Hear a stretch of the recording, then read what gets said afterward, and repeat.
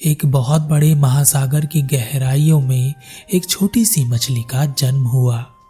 जैसे उस मछली ने पहली बार तैरना शुरू किया, वह महासागर में पड़े एक कांच के बड़े बक्से में एक छोटे से रास्ते के जरिए अंदर प्रवेश कर गई।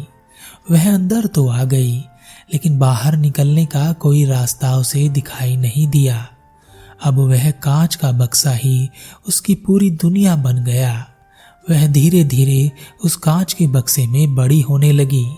कांच के अंदर कुछ छोटे मोटे कीड़े मकोड़े आते रहते, जिन्हें खाकर उसका काम चल रहा था।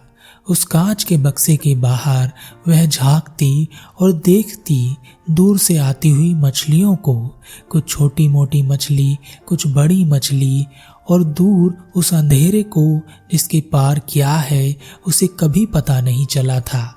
वहां उसके जाने की इच्छा तो थी, लेकिन अब वह बड़ी हो चुकी थी और उस कांच के बक्से से निकलना अब उसके बस की बात नहीं थी। वहां से गुजरती मछलियों से वह पूछती कि आगे क्या है, कैसा लगता है, वहां कैसे पहुंचा जा सकता है, और वह अपने दिमाग में कल्पना के चित्र खींचती। एक दिन वहां से एक बड़ी मछली गुजरी। उस बड़ी मछली ने उस मछली को उस बड़े बक्से में फंसा हुआ देखा तो उस छोटी मछली से कहा, मुझे तुम पर दया आती है, तुम कैसे इस बक्से में फंस गई? तुम कहो तो मैं इस बक्से को तोड़कर तुम्हें बाहर निकाल सकती हूँ। बक्से के टूटने का ख्याल कभी उस छोटी मछली के मन में आया ही नहीं था। उसने जैसे ही यह सुना, वह छोटी मछली चीख पड़ी। उसने कहा, नहीं, तुम पागल हो क्या? मैं अपनी इस छोटी सी दुनिया में सुखी हूँ। यह बड़ा जहान तुम्हें मुबारक हो, मुझे यहीं रहने दो। वह बड़ी मछली यह सुनकर वहां से चली गई। समय बीतता रहा। एक दिन एक बहुत बड़ी और विशाल बुद्धा नाम की एक मछली वहां से गुजरी। उस मछली का वेग और प्रवाह बहुत तेज था। उस मछली के वेग से उस छोटी मछली का कांच का बक्सा टूटकर बिखर गया। अचानक से ही उस बक्से से बाहर आ जाने के कारण वह छोटी मछली डर गई। उसे लगा जैसे उसका सब कुछ लुट गया। उस टूटे हुए कांच के बक्से के टुकड़े से चिपक कर वह खड़ी हो गई, लेकिन फिर उसने देखा कि अब उसके आसपास कोई बंधन नहीं है, वह आगे बढ़ सकती है। धीरे धीरे उसने आगे बढ़ना शुरू किया।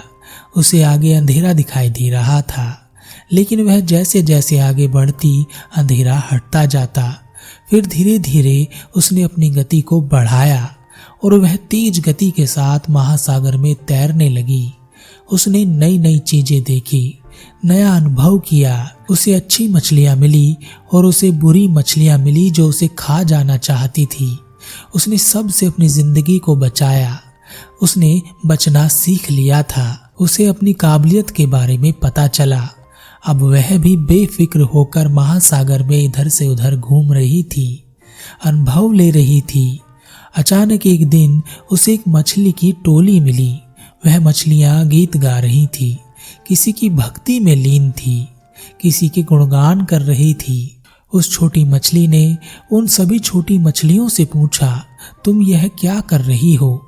और मछलियों ने जवाब दिया, हम अपने ईश्वर परमेश्वर भगवान महासागर देव की भक्ति कर रहे हैं, उनकी पूजा अर्चना कर रहे हैं, तुम भी करो।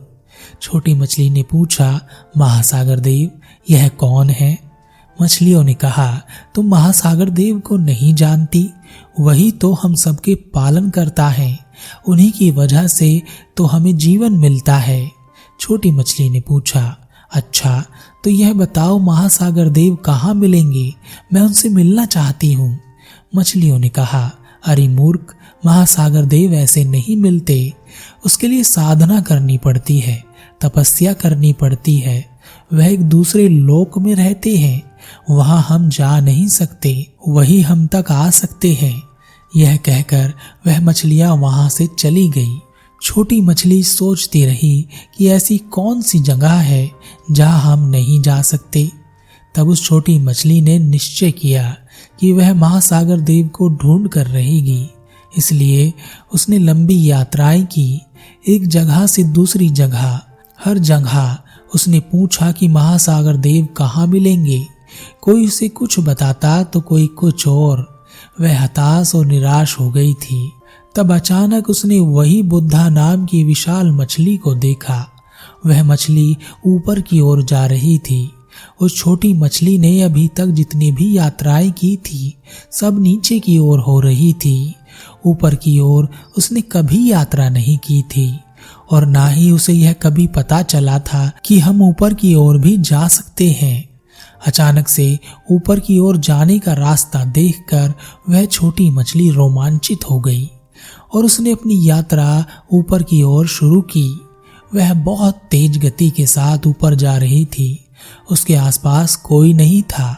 अकेली छोटी सी मछली उस सन्नाटे में हल्की सी आवाज करती हुई ऊपर की ओर चलती जा रही थी। काफी लंबी यात्रा करने के बाद अचानक उसने देखा जो अंधेरा था वह हट गया। कुछ रोशनी आ रही थी जो बहुत तेज थी। कुछ नीला नीला सा दिखाई दे रहा था। यह देखकर वह और तेज गति के साथ आगे बढ़ी और वह अचानक से ही महासागर के ऊपर आ गई। वह अचंभित थी। उसने ऐसा नजारा कभी नहीं देखा था। वह जोर से चिल्लाई, महासागर देव, मैं जानती हूँ कि आप यहीं इसी लोक में रहते हैं। आप जहाँ रहते हैं वहाँ मैं पहुँच गई हूँ। मैं आपसे मिलना चाहती हूँ। कृपया मुझे दर्शन दीजिए। लेकिन वहाँ कोई नहीं आया क्योंकि वह तो महासागर देव में ही थी। उन्हीं के भीतर वह घूम रही थी और वह उन्हें इधर उधर ढूंढ रही थी तो वह उसे कहीं नहीं मिल रहे थे। तब अचानक से वह छोटी मछली एक जाल में फंस गई जो एक इंसान ने फेंका था और जैसे ही इस जाल को खींचा गया वह मछली महासागर से बाहर आ गई। और तब उसने देखा, उसने जाना कि जिस महासागर को वह ढूंढ रही थी वही तो उसके चारों ओर था। वही तो उसे जीवन दे रहा था। वही तो सबको जीवन दे रहा था। उस छोटी मछली की सांसें टूटने लगी। उस मछली को बाजार में बेच दिया गया। एक व्यक्ति ने कुछ मछलियों के साथ उसे खरीद लिया। उस मछली की सांसें अभी भी चल रही थी। वह सब देख रही थी। वह ऐसी चीजें देख रही थी, जान रही थी जो उसने आज से पहले नहीं देखी थी। उस छोटी मछली ने देखा कि किस तरह उस इंसान ने उन मछलियों को काट कर अलग कर दिया और तब उसने अपनी मौत को भी आते हुए देखा। उसने देखा कि कैसे उसकी सांसें धीमी पड़ रही हैं और हर सांस बाहर आने के बाद अंदर आने के लिए तैयार नहीं है। अपने अंतिम समय पर वह छोटी मछली खुश थी। उसने बहुत कुछ जाना, बहुत कुछ देखा, बहुत कुछ समझा। अंततः अपने जीवन को सफल करते हुए उसने अपने प्राण त्याग दिए। अगर आप कुछ जानना चाहते हैं तो आपको कोई गुरु मिले यह जरूरी नहीं है। आप गुरु का इंतजार करें यह भी जरूरी नहीं है। बस आपको चल पड़ना है। रास्ते पर आपकी जिज्ञासा के अनुसार आपको मार्गदर्शक मिलते रहेंगे। कोई कुछ कहेगा तो कोई कुछ बताएगा, लेकिन आप उसी पर भरोसा करना जो आपको अपने से सही लगे। और सही लगना कर्म पर आधारित होना चाहिए, ना कि सोच पर आधारित। उस छोटी मछली ने कर्म किया तो महासागर देव को भी जान पाई।